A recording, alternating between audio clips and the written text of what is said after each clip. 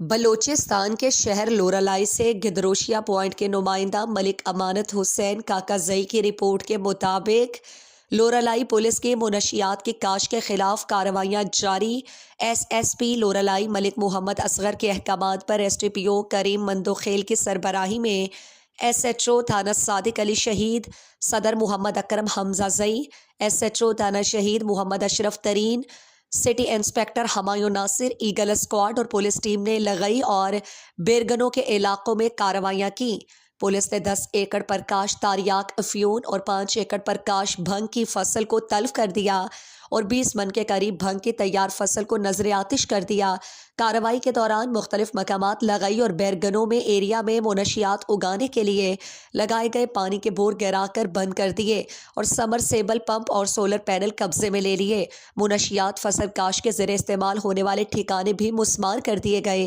منشیات کی فصل اگانے والے زمینداروں کے خلاف سخت قانونی کارروائی عمل میں لائی جا رہی ہے۔